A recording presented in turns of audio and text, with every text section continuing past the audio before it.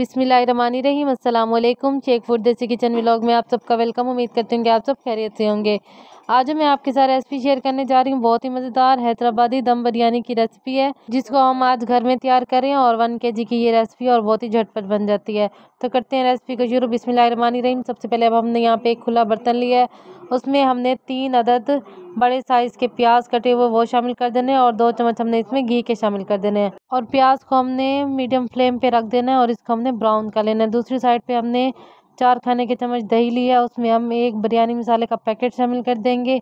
यहाँ पे हमने नेशनल का बिरयानी मसाला पैकेट लिया, आपको जो पसंद हो आप वो ले सकते हैं।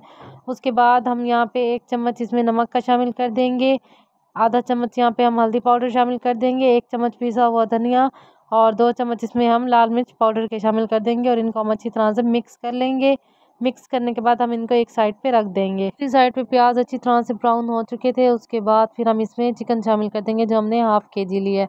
½ kg चिकन शामिल करने के बाद फिर हमने इसका कलर चेंज कर लेना है और जब इसका कलर चेंज हो जाएगा तो फिर उसके बाद हमने इसमें 2 चम्मच लहसुन अदरक का पेस्ट शामिल कर देना है। अच्छी तरह से हमने इसकी भुनाई कर लेनी है और फिर उसके बाद हमने इसमें थोड़ा सा पानी शामिल कर देना है, जिससे मसाला जले ना। और पानी शामिल करने के बाद फिर हमने इसमें टमाटर और सब्ज़ मिर्चें शामिल कर देनी है।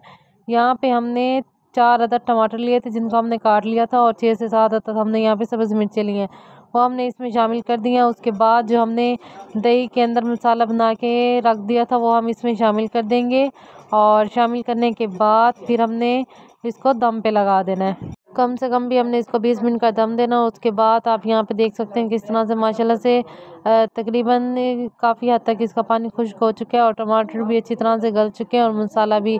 और मज़ीद हमने इसकी अच्छी तरह से भुनाई कर लेनी है और फिर उसके बाद हमने इसको एक अलग से प्लेट में निकाल लेना है। चावलों को हमने पहले से ही बॉईल करके एक साइड पे रख दिया था। उसके बाद आधे चावल हमने एक पतीले में डाल लिए, खुले बर्तन में डालिए। उसके बाद जो हमने चिकन को भुना था वो हमने इसमें शामिल कर दिया है और इसको अच्छी तरह से पिला लेना। उसके बाद फिर हमने इसके ऊपर चावल जो हमने एक साइड पे बचा के रख लिए थे आधे, वो हम इसके ऊपर शामिल कर देंगे। हम इसकी तह लगा लेंगे और उसके बाद लास्ट में हमने इसके ऊपर जो प्याज ब्राउन किए थे उसमें से कुछ प्याज निकाले थे वो हम इसके ऊपर शामिल कर देंगे।